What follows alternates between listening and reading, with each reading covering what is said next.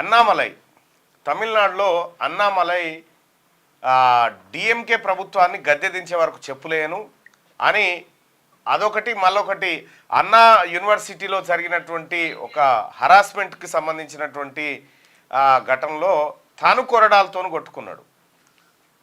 Annamalai BJP Tamil Nadu శాఖ అధ్యక్షుడు. ఆయన ప్రభుత్వానికి వ్యతిరేకంగా తనను తాను కొరడాతో కొట్టుకున్నాడు. ఆ కొట్టుకున్నటువంటి విజువల్ ఒకసారి చూద్దాం. చూసిన తర్వాత అసలు ఏంది దాని ఘటన ఏంది, దాని కార్యక్రమం ఏంది అనేది ఒకసారి మళ్ళీ మాట్లాడుకుందాం. సో అన్నామలై గారికి అంత కోపం ఎందుకు వచ్చింది, ఎందుకు కొట్టుకోవాల్సి వచ్చింది?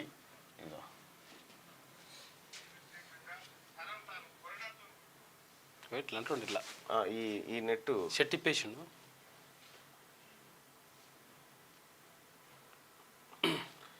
కొరడా తీసుకొని ఇదిగో అన్నా యూనివర్సిటీలో విద్యార్థినులపై లైంగిక వేధింపుల ఘటనపై ప్రభుత్వం తీరుకు నిరసనగా కొరడాతో కొట్టుకున్న తమిళనాడు బీజేపీ రాష్ట్ర అధ్యక్షుడు అన్నామలై.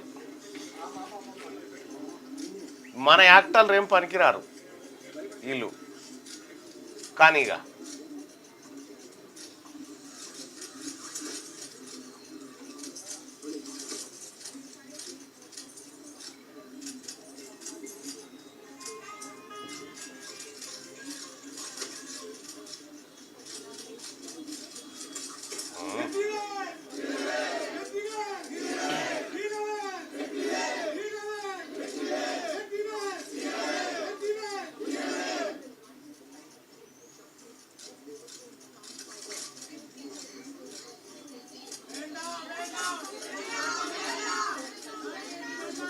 వద్దు వద్దు వద్దు అని చెప్పి ఎండా ఎండా అంటున్నారు. వేండా అంటే వేండా అంటే వద్దు అన్నట్టుగాని. అయితే ఇక్కడ ఈయన బాధ ఏంటి అంటే ఎస్ అన్నా యూనివర్సిటీలో విద్యార్థిని పైన లైంగిక వేధింపులు జరిగినాయి అనేది దానిపైన రాష్ట్ర ప్రభుత్వం సరిగా స్పందించలేదు. డిఎంకే ప్రభుత్వం, స్టాలిన్ ప్రభుత్వం అనేది అన్నామలై గారి ఆరోపణ. ఆరోపణలో భాగంగా ఆయన ఏం చేసినంటే కొరడాతో 6 దెబ్బలు కొట్టుకుంటా అని చెప్పి అన్నాడు. 5-6 దెబ్బలు కాగానే వచ్చిరు, ఆపిరు, అయిపోయింది. అయితే అన్నామలై బాధ ఏందనంటే ఇట్లా జరగకూడదు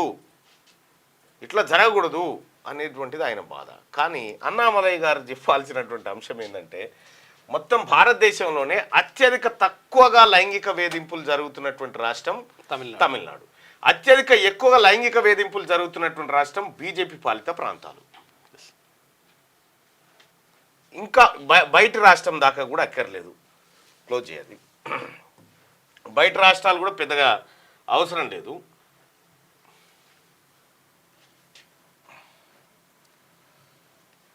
చెన్నైలో ఇది డెక్కన్ క్రానికల్ సంబంధించినటువంటి Chennai women's body found on IIT campus. అన్నా యూనివర్సిటీ ఏమో రాష్ట్ర యూనివర్సిటీ, అంటే రాష్ట్ర స్థాయి యూనివర్సిటీ, రాష్ట్ర ప్రభుత్వం కంట్రోల్లో ఉంటుంది. State university. ఆ స్టేట్ యూనివర్సిటీలకు ఛాన్సలర్ ఎవరు? గవర్నర్ ఉంటారు. గవర్నర్ ఎవరు పెట్టిరు? కేంద్రం పెడుతుంది. మరి గవర్నర్ ఇంటి ముంగడ పోయి కొట్టుకోవాలి కదా ఆయన. అది వదిలిపెట్టు. ఓన్లీ స్టేట్ యూనివర్సిటీలో జరిగినటువంటి ఒక ఘటనకి ఎట్లంటే ఇగో ఉమెన్స్ బాడీ ఫౌండ్ అని ఐఐటి క్యాంపస్లో, ఇండియన్ ఇన్స్టిట్యూట్ ఆఫ్ టెక్నాలజీ చెన్నైలో. The body of an unidentified women was found on Sunday in the bushes behind Brahmaputra Hostel in Indian Institute of Technology, Madras campus, which is said to be highly secured and sterile premises.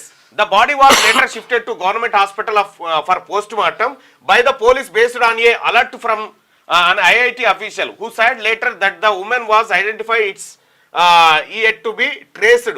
He went on to say that the murdered woman did not appear to be a student or staff of IIT అని చెప్పి ఐఐటిలో ఈ ఒక మహిళ ఏది మర్డర్కు గురైంది.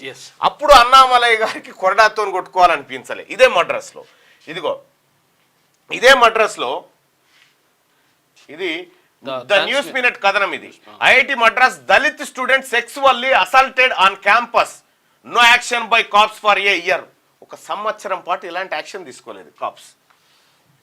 ఇది ఒక దళిత మహిళ అక్కడ సెక్సువల్ హరాస్మెంట్కు గురైంది, దీన్ని పట్టించుకోలే. అన్నామలై గారికి దీని మీద ఎలాంటి అభ్యంతరం లేదు. CBCID probe ordered into the alleged rape of IIT Madras research scholar పైన జరిగిన దానిపైన సిబిసిఐడి స్కాలర్ ఇగో ఇది ఈ ఏటి పైన లేదు.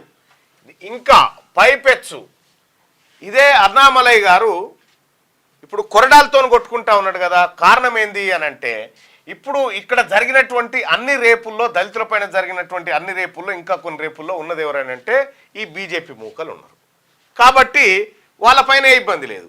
ఇక్కడ స్టేట్ యూనివర్సిటీలో జరిగినటువంటి ఘటన ఏదైతే ఉందో ఆ ఘటన కారణంగా ఇప్పుడు స్టాలిన్ గారిది తప్పు అనేది ఆయన కొరడాతో కొట్టుకుంటా ఉన్నాడు. ఇదే అన్నామలై గారికి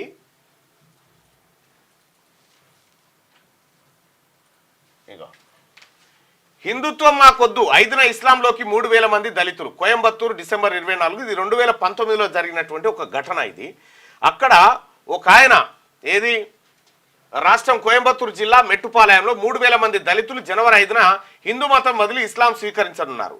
తమిళ్ పులిగల్ సంస్థ ఈ మేరకు ప్రకటించింది. ఈ నెల 2న భారీ వర్షాలకు మెట్టుపాలెం ఏటీ కాలనీలో గోడ కూలి 17 మంది దళితులు ప్రాణాలు కోల్పోయారు. దళిత కాలనీ నుంచి తన ఇంటి స్థలాన్ని వేరు చేస్తూ వస్త్ర వ్యాపారి గోడ నిర్మించాడు. అతన్ని అరెస్ట్ చేసినా బెయిల్పై వచ్చాడు.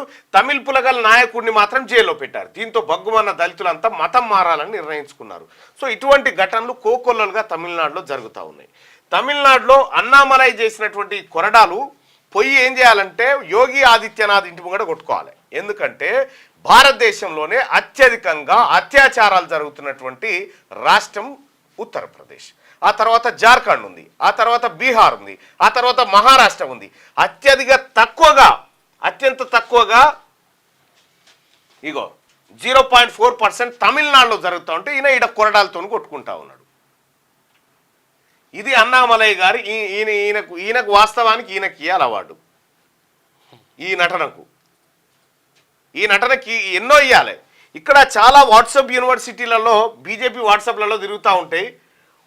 ఒక్క ముస్లిం వాడు హిందూ మహిళను రేపు చేసిండు, హిందువులారా కట్టలు తెంచుకోండి, దాన్ని ఇన్డెప్త్గా ఎంక్వైరీ చేస్తే దాని వెనకాల ఉండడు.